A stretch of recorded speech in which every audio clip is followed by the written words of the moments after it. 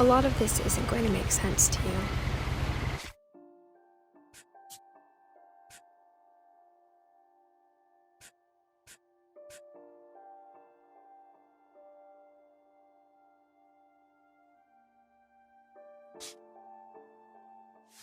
And I'm sorry about that. I'm just gonna start at the beginning, with the house.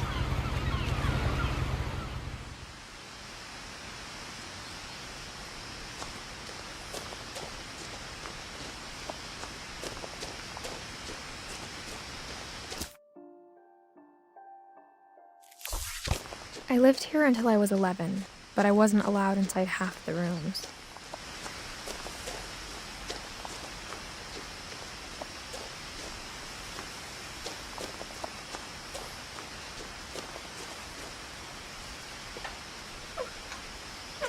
Inside the mailbox were bills from 7 years ago, marked urgent, open immediately.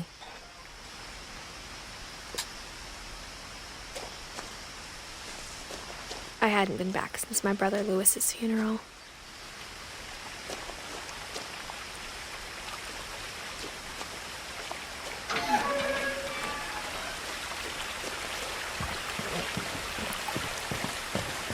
In her will, my mother left me a key, but didn't tell me what it unlocked. Maybe she thought I'd know, or she thought that the mystery would be enough to bring me back.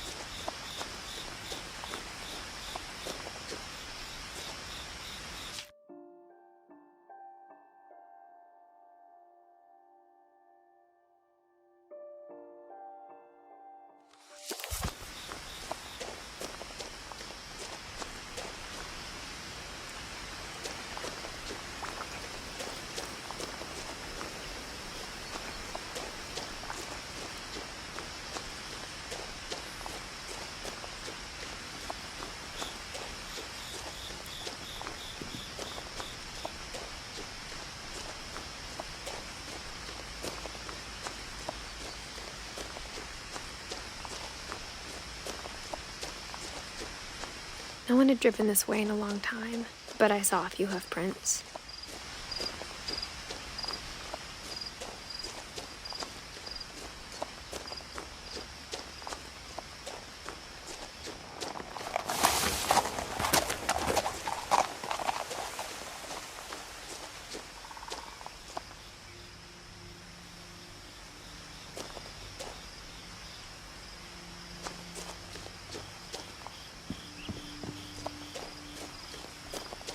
The truth is, even after I inherited the house, I never thought I'd come back to it.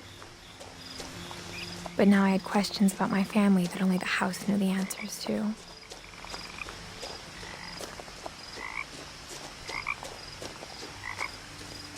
The house was exactly like I remembered it, the way I'd been dreaming about it.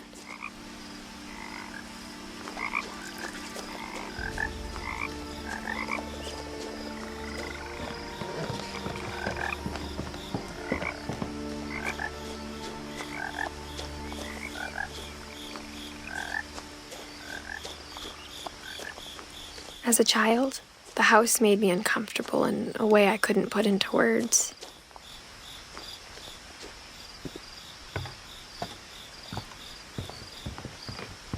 Now, as a 17-year-old, I knew exactly what those words were. I was afraid of the house.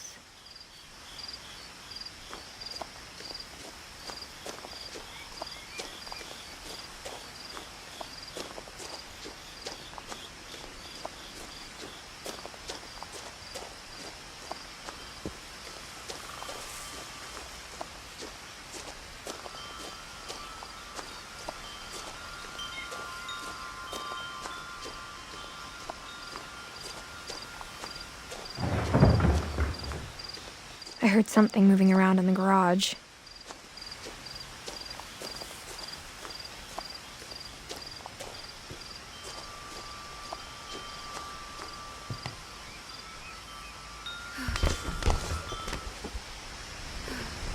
Crawling through the doggy door used to be a lot easier when I was 11.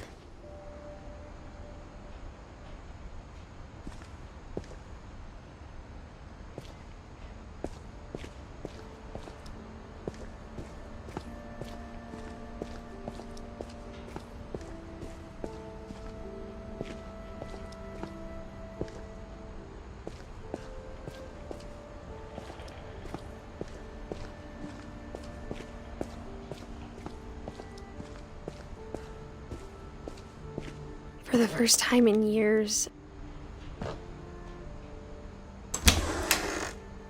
I felt like I was home.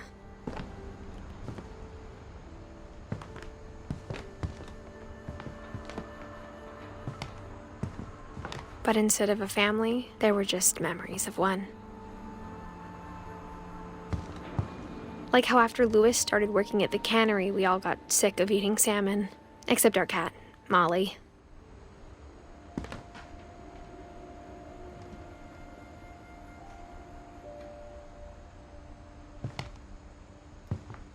Or how only one restaurant would deliver to our house, so we had Chinese a lot.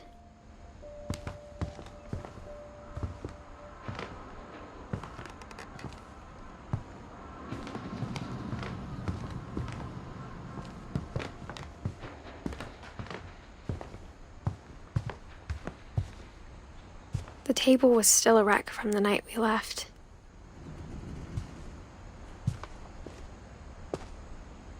It was like a bomb had gone off, killing everyone but sparing the furniture.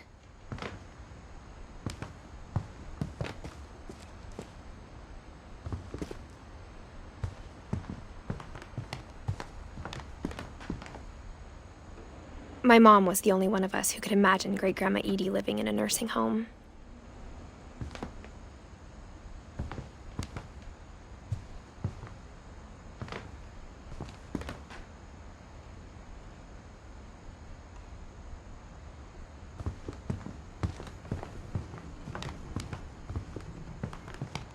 Nothing in the house looked abnormal. There was just too much of it, like a smile with too many teeth.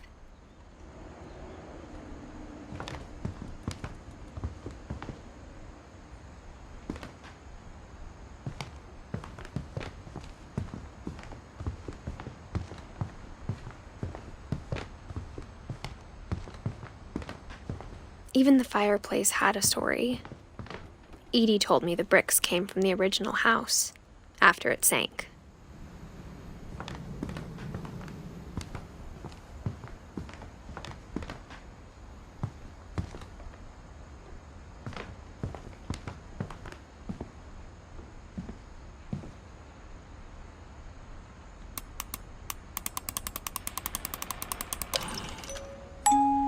Great-Grandpa Sven built a music box for Barbara, along with the rest of the house.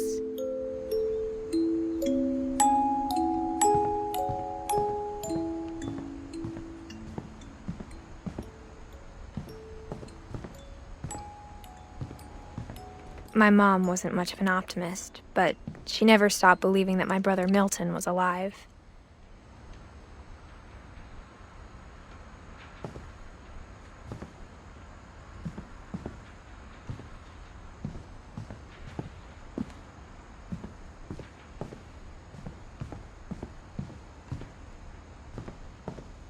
Mom always told me to stay out of the basement, so I wasn't too surprised when the key didn't fit.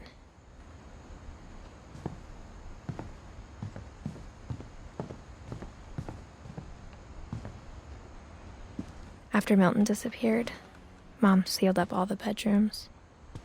Then Edie retaliated and drilled peepholes.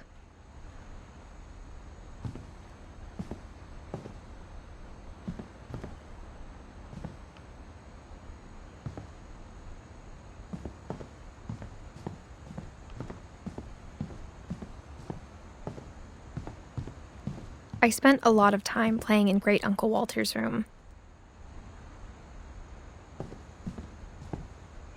I think my mom sometimes regretted not sealing it up. Lewis told me there were secret passages, but I never believed him.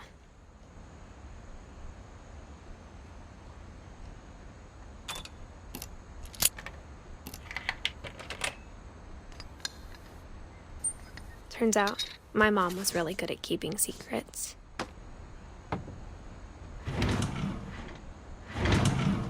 Now it was time to find out what my mom had been afraid of.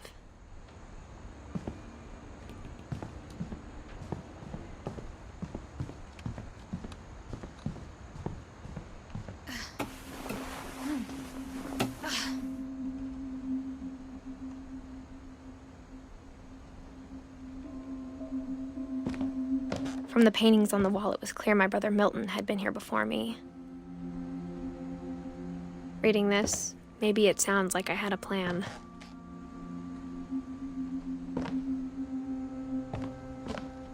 But I had no idea what was behind that door.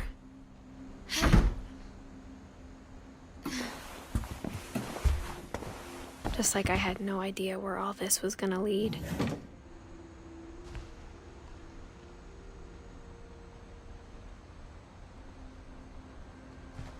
I grew up looking at Molly's room through the peephole.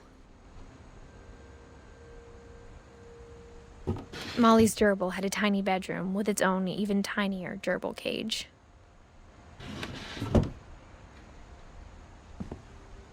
Being inside for the first time, I felt like I'd stepped behind a painting.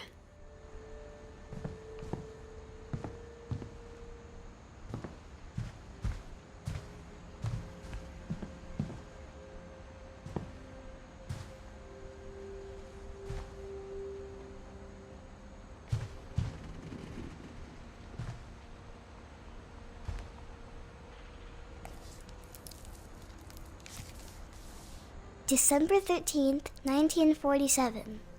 Dear Diary, I'll be gone soon, but I wanted to tell somebody about what's gonna happen. It started when Mom sent me to bed without dinner. I woke up and I was starving, so I looked around for something to eat.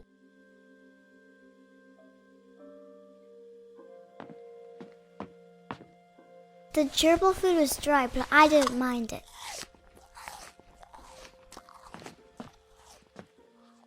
My Halloween candy was all gone.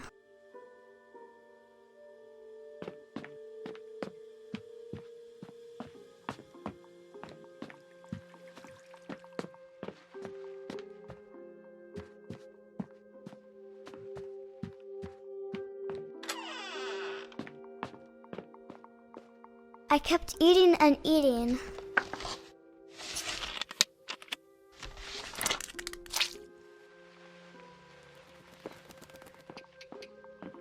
I ate a lot of things that night.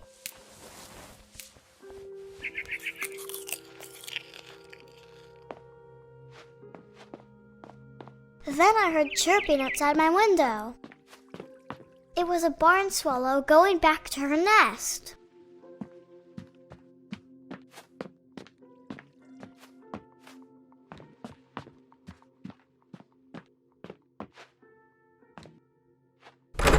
Mom, can I come out now? Sweetheart, it's late. Go to sleep.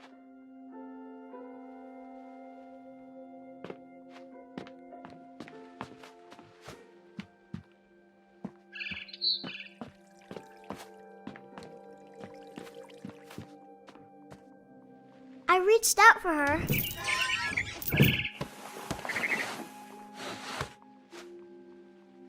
And suddenly, I was a cat.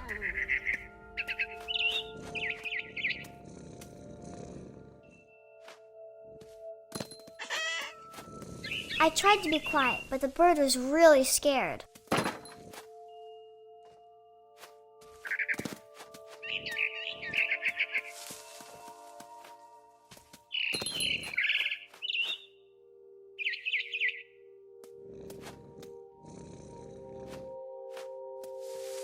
Mom and Dad didn't even look at me.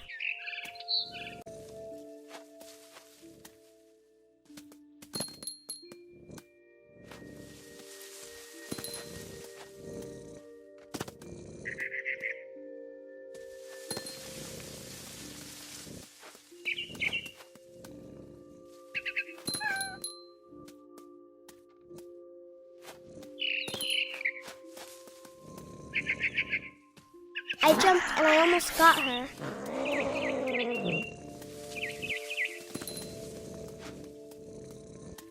I could tell she was getting really tired. Now I was up in the big tree. I promised Dad I wouldn't climb it anymore. All I cared about was eating that mama bird. I gobbled her up and suddenly I was an owl. First, all I heard was the wind. Then I heard little teeth nibbling in the grass.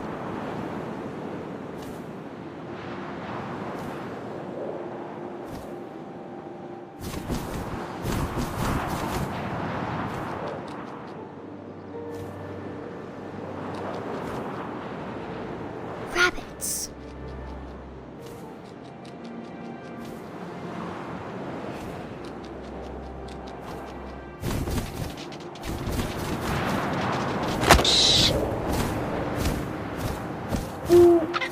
I imagined his face looking up and seeing mine through my talons. I swallowed him up, and I didn't chew one bit. Then I flew off to find something bigger.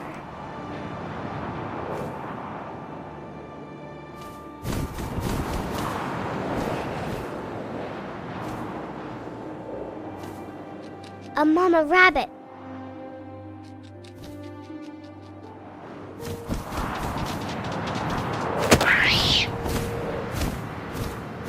She was almost too big to carry.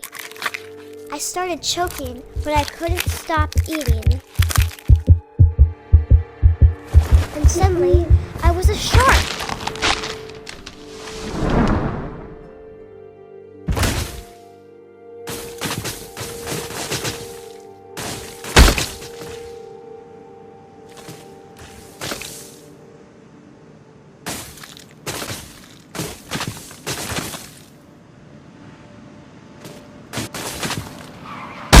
I rolled off a cliff and into the ocean.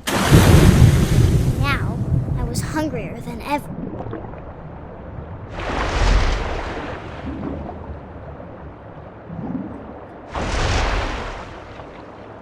I wanted fat, juicy seeds. I tore off her flipper, and it tasted really good.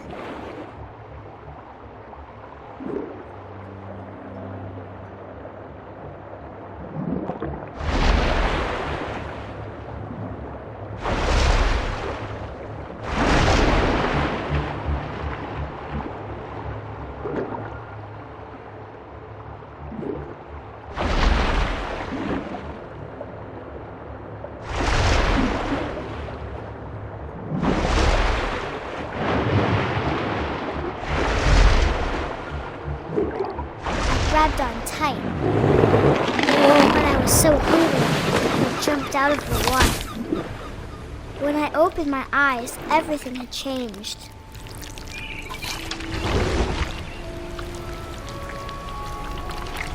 Now I was a monster, and I smelled people everywhere.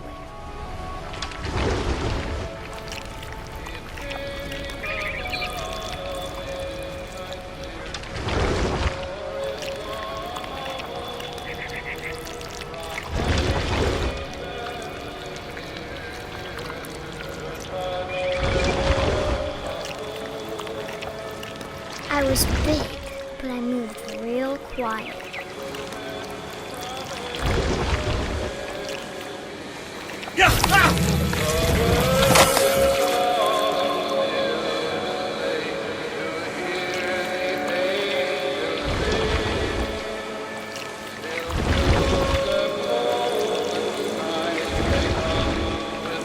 I wanted to stop, but also I didn't.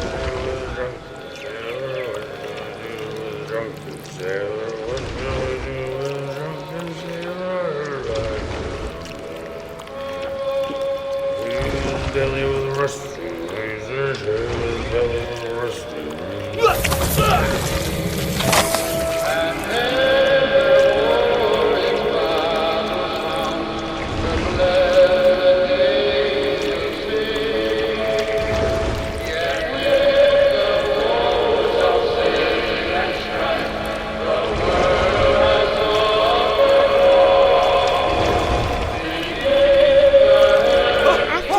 Passenger, I was still hungry. And to cross the water, I smelled something new. Something I had to have, so I swam towards it.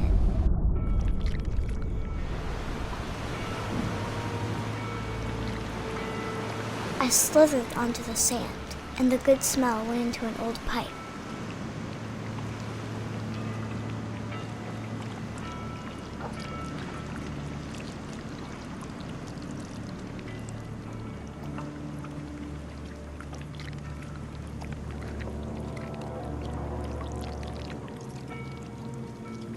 I got closer and closer.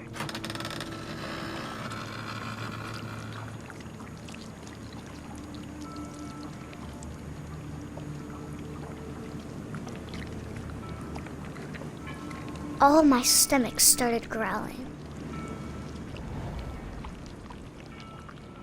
And suddenly, I was me again. I held my breath for a long time, but I couldn't hear anything. I think it's waiting for me to fall asleep. But it's not going to wait much longer. It needs to feed, and we both know I will be delicious.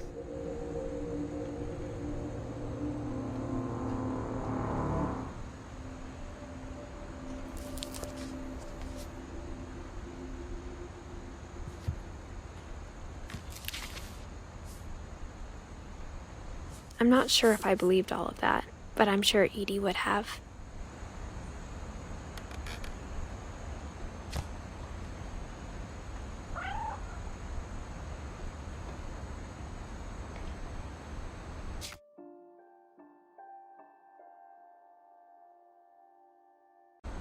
I got the sense Edie had spent a lot of time here, before my mom sealed the doors.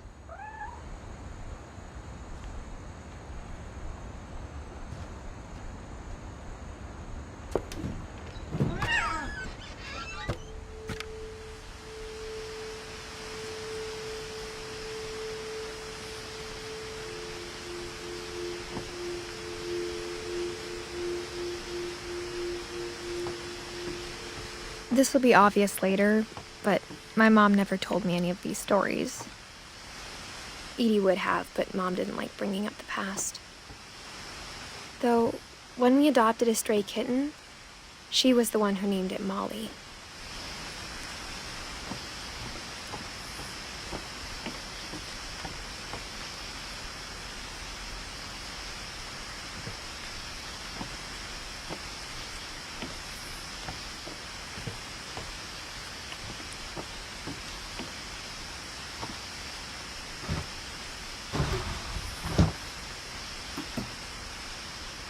I spent a lot of time in Great-Grandma Edie's room.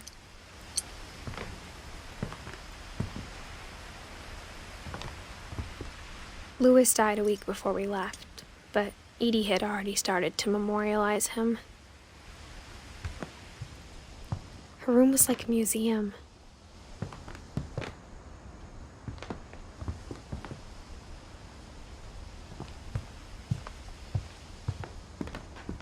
Even in her 90s, sometimes Edie seemed a lot younger than my mother.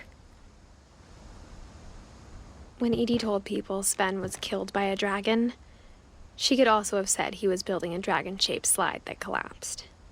She could have, but she didn't.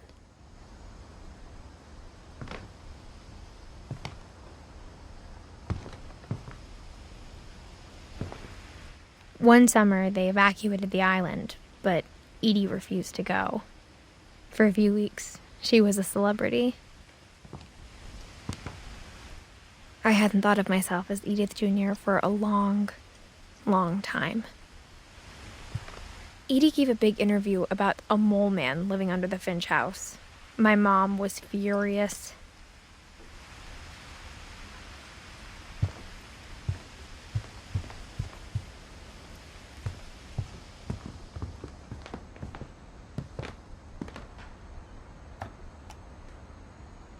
For 500 years, the Finches have been famous throughout Norway for their fortune and misfortune.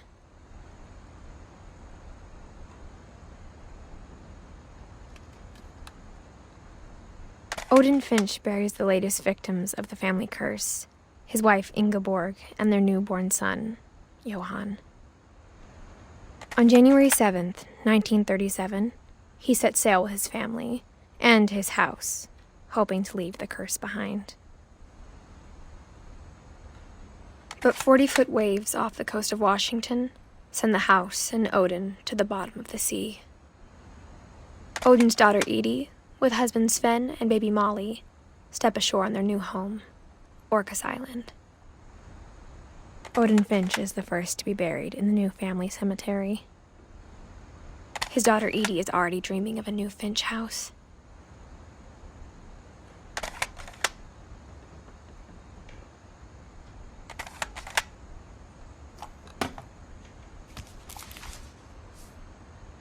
Whatever's wrong with this family, it goes back a long ways.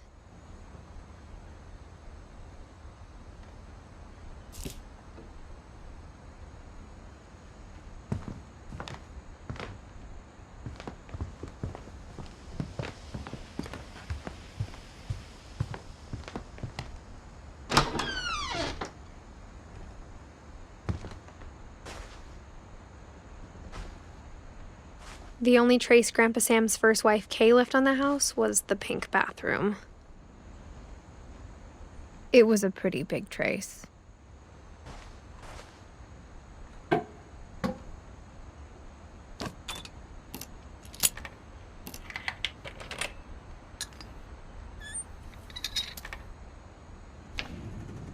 There's a secret in this bathroom. It's in the last place you would look. It isn't in the cupboard. It's hidden in this book.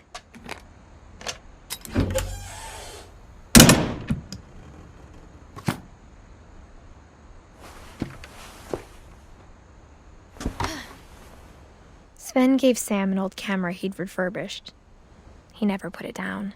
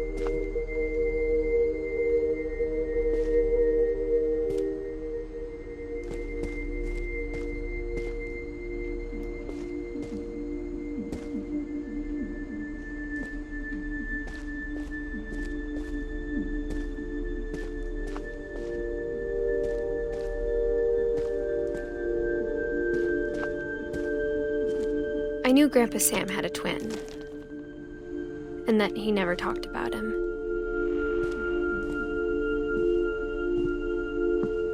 I guess my grandpa didn't like history any more than my mom did.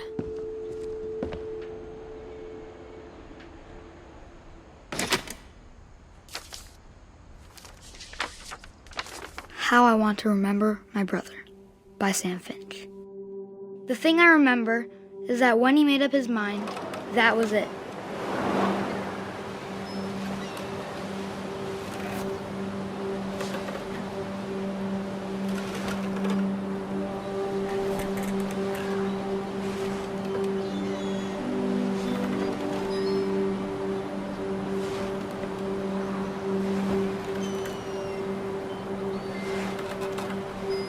My brother said he'd die before he ate another mushroom, and he did.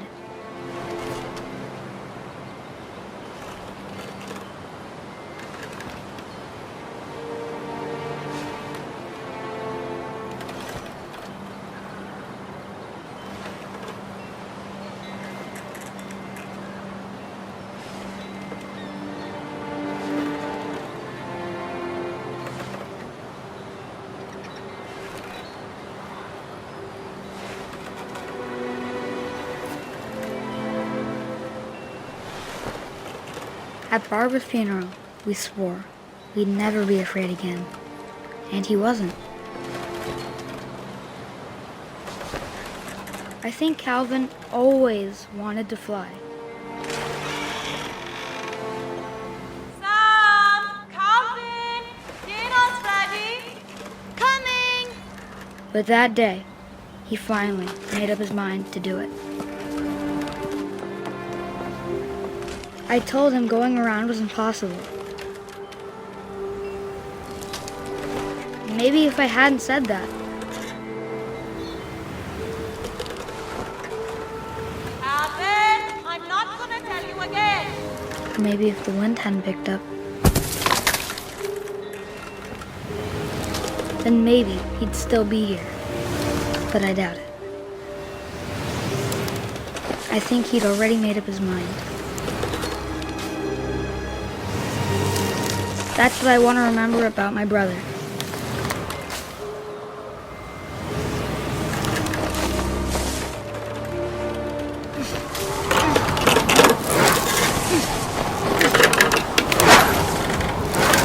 The day he made up his mind to fly. And he did.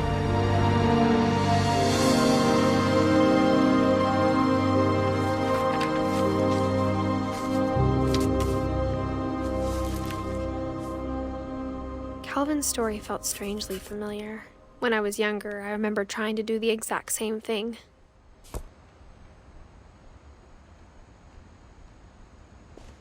After the funeral, Edie roped off Calvin's half of the room.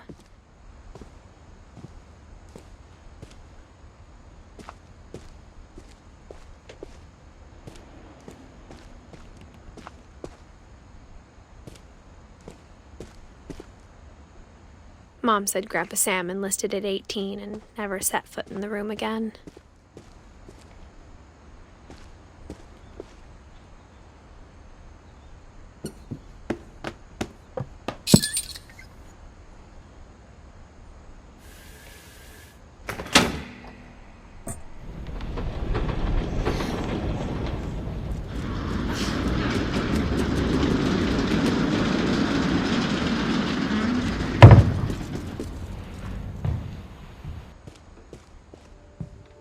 The passages were a pretty tight fit.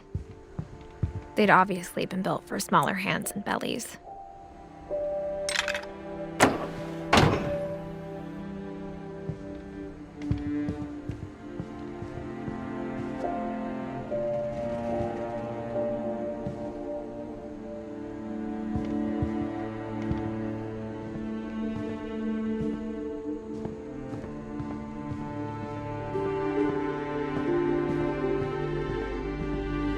Whenever people ask me about my family, the first thing they always want to know about is Barbara.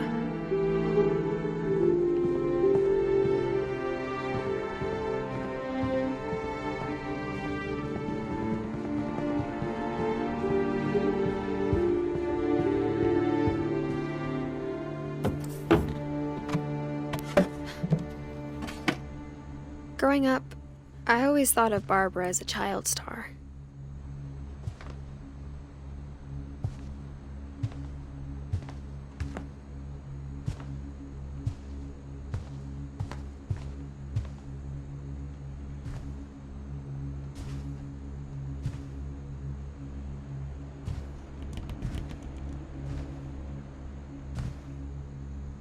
I never thought about how hard it must have been for her afterwards.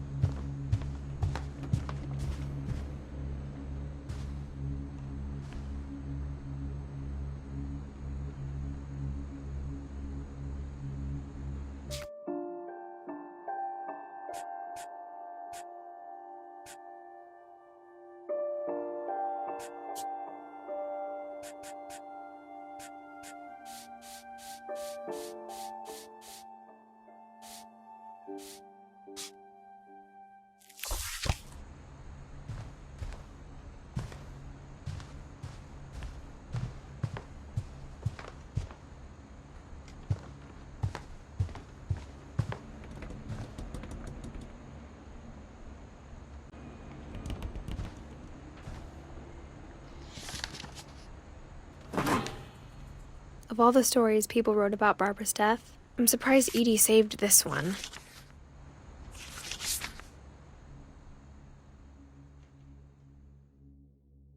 Old Jack here with another ghastly tale inspired by America's most unfortunate family. I'm calling it The Surprise Ending of Barbara Finch. As a child star, Barbara was famous for her scream. Now at 16, she was all washed up. A has-been. But in a lucky break, she'd been asked to perform her signature scream at a local convention for monster movie fans. It was just the boost her career needed. Unfortunately, her scream hadn't aged well. Getting better. I think you just need the right motivation. Her biggest fan and current boyfriend, Rick, was about to demonstrate when... Now that was a great scream. It was Barbara's father, Sven. He'd slipped into a table saw and had to be rushed to the emergency room. So Barbara got stuck babysitting her youngest brother, Walter. Her convention comeback was cancelled. Okay, I'm hearing frustration, but I'm not hearing terror. What if I tried... A gang of hoodlums in Halloween masks have been terrorizing Orcas Island tonight. Police are urging residents to... That came from the basement. You're right! Also, I loved your delivery on that. Why is your basement door locked? Because my dad likes making puzzles and secret passages. There's a key hidden in the music box. The secret is to keep winding and winding until finally the key pops out. Thanks, babe. I'll be back in a sec. 20 minutes later, Rick hadn't returned. So Barbara went to look for him, right on cue. She reached for the music box.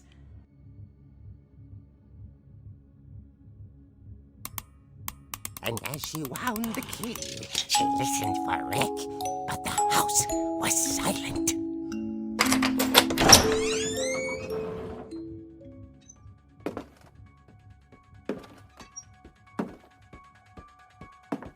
She found Rick's crutch and imagined the worst.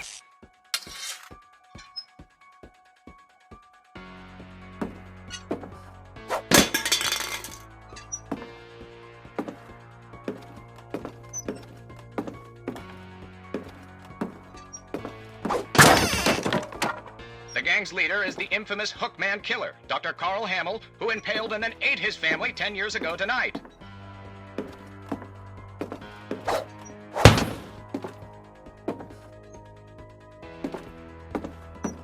The old fridge rattled and grew still. Oh dear! Oh! Rick? Barb, relax. I was just trying to scare you to help you find your scream. Well, I'm not scared, Rick. I'm furious. Then act furious. All I'm getting from you now is that you're hurt and confused and you're... She threw him out, but she kept a little something to remember him by. Barb, have you seen my other crutch? And she was still holding it when she fell asleep watching the Late Late Picture Show. Hours later... Barbara! Walter, what's going on up there? Ah! Okay, I'm coming up, but if this is a trick, you're dead, Walter.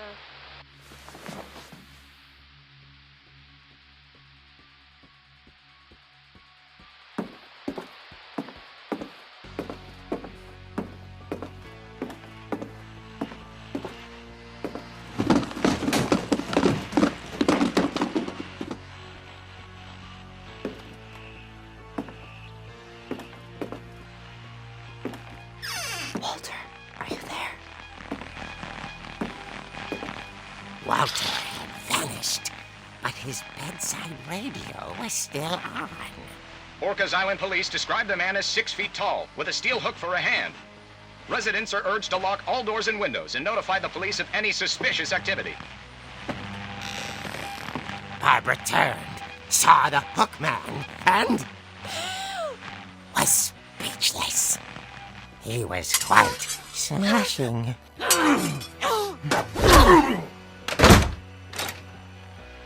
And he knew he was. He couldn't get enough of Barbara. Okay, Barbara, there's gotta be another way out of here. That night, she played her part beautifully.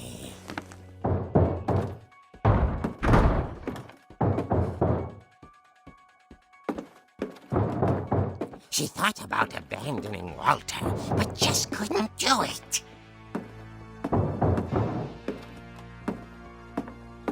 Molly's door hadn't been opened in years.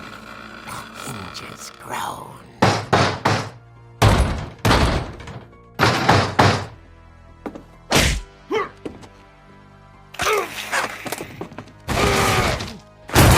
He wasn't moving, but she sensed the story might not be over yet.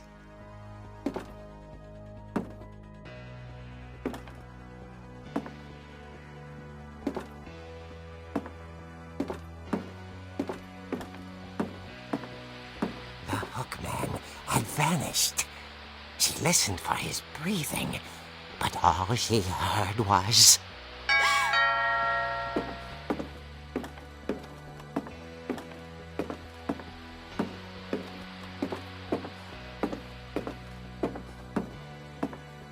Someone at the door was dying to speak to young Barbara.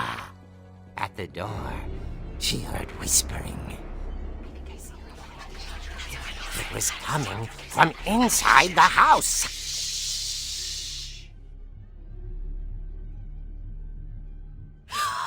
Oh dear.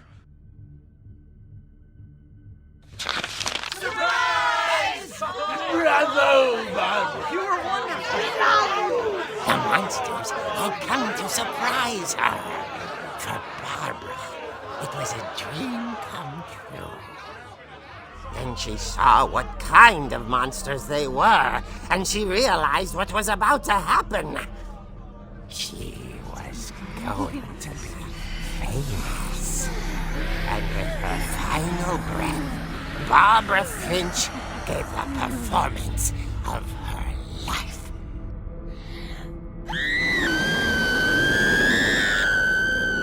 I wasn't there myself, but I hear Barbara was magnificent. Poor girl. She had a taste for stardom. But unfortunately, so did her fans. Of course, the police blamed it all on poor Rick, who disappeared the same night. And little Walter, hiding under his bed the whole time. He took it all pretty hard, but that's another story. As for Barbara, tucked inside the music box is all they ever found of her. Her ear. Now that's what I call a real eerie tale.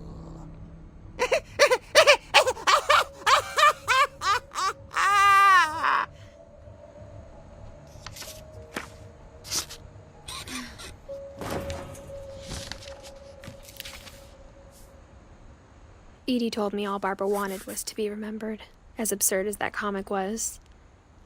Maybe what Edie saw was a happy ending.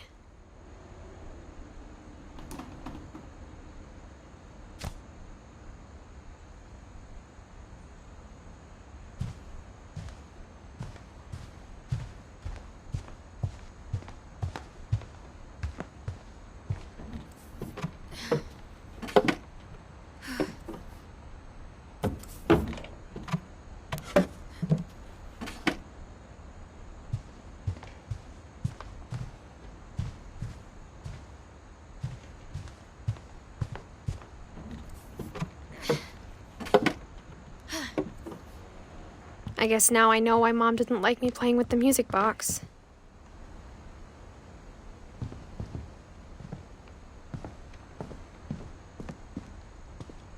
Mom must have locked the third floor stairs on the night we left.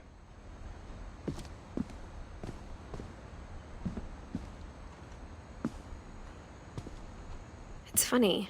All those times I played with the music box and never found the basement key.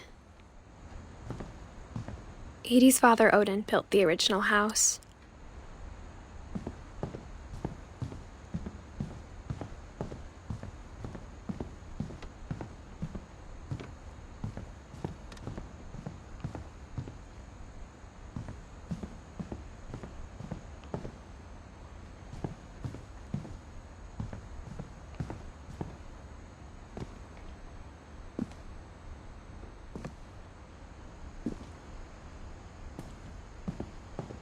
A lot of things got left behind in the whirlwind of that last night.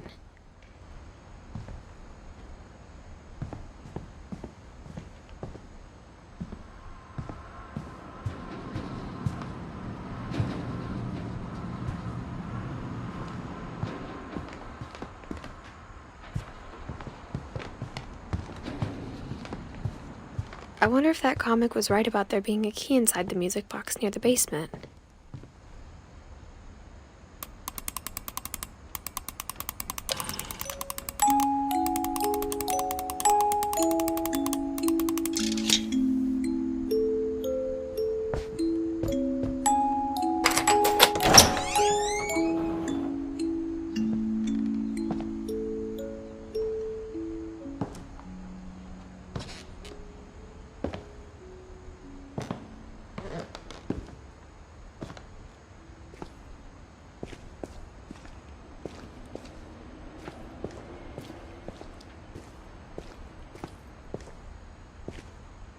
Mom said the basement was off limits, unless I wanted another tetanus shot.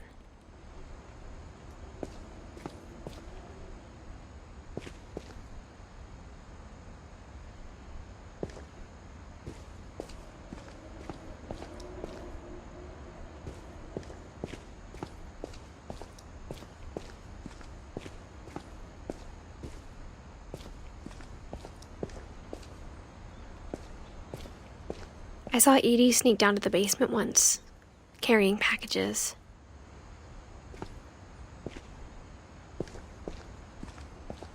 I thought maybe she was hiding presents.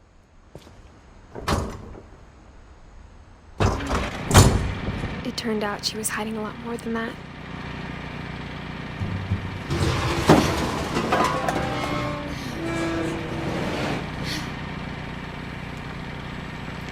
I remember asking Mom once about where Walter had gone.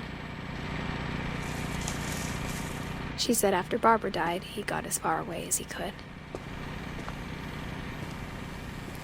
If there's a pattern in all these stories, I think it's that none of us has gotten very far.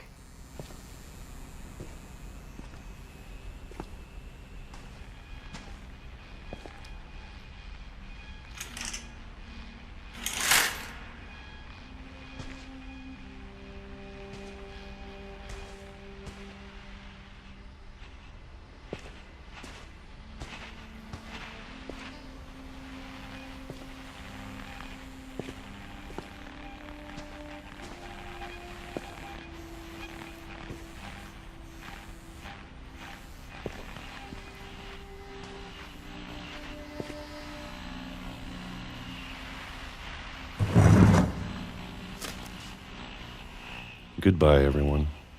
I can't believe I've been down here for 30 years. On that first day, after the shaking started, I didn't think I'd survive a week.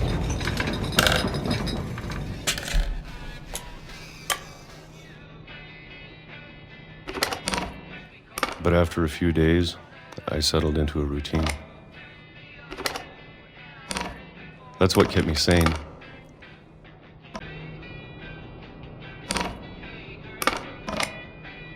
Having a schedule, living for today.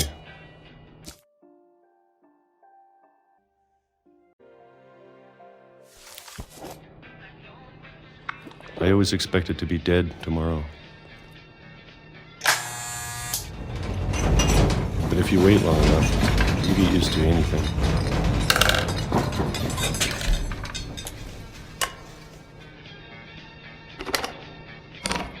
Even a monster on the other side of the door starts to feel normal. Almost friendly.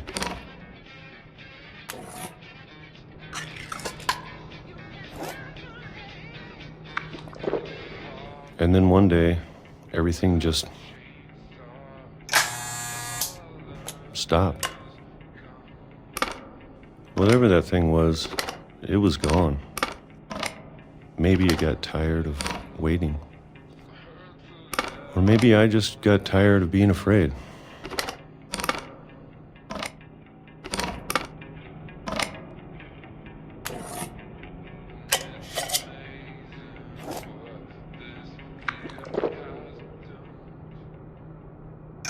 It's been a week now, the longest in 30 years.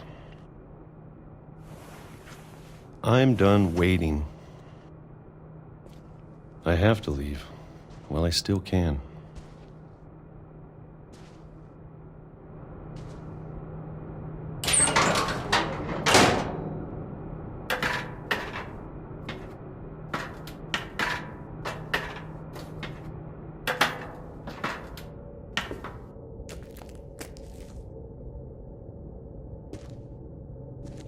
I know it's out there, somewhere. Whatever killed Barbara and Molly and Calvin.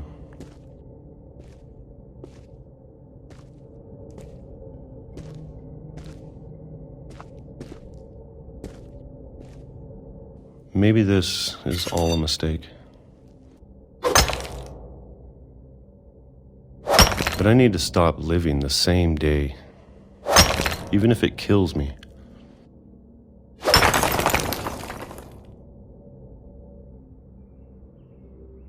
Whatever's out there, I want you to know I'm ready for it.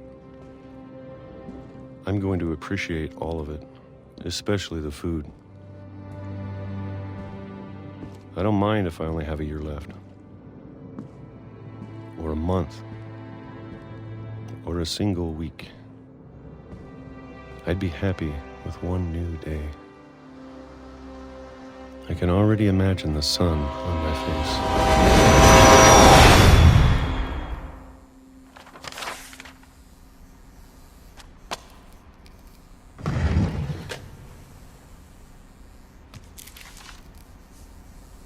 Walter died when I was 6. I can't believe my mom never told me he was down here.